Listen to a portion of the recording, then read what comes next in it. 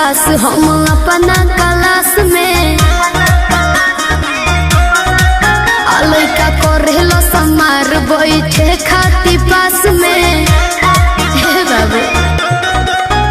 बानी सबसे झकास हम अपना क्लास में लइका करेलो समार बैठे खाती पास में सभे करेला बड़ाई हम केने केने जाई केहू कहे अमर पाली केहू लूलिया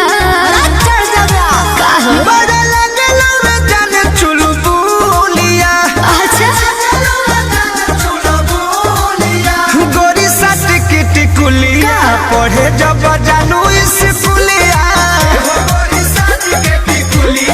पढ़े जब जानू स्कूलिया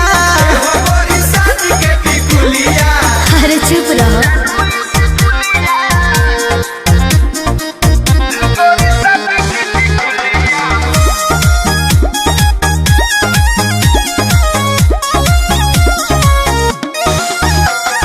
ट्यूशन में मिशन लही कन के हमारा बतावे के घड़ी में सभे देखेला समय हमारा जाए आवे के ये हमरा सब बुझाते है बाबू तो का पूछता ए धन ओठ पर लगा के उठल लिया तो चले लू हिरनी वाला चलिया ऐसा न बता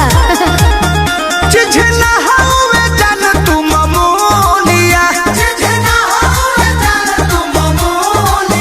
मत सट के टिकुलिया पढ़े जब जानू स्कूलिया पढ़े जब जानू स्कूलिया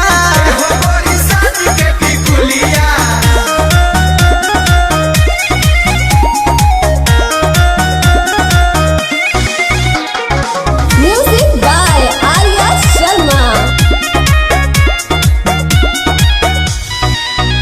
अरे फेरा में हमारा लागल बाड़े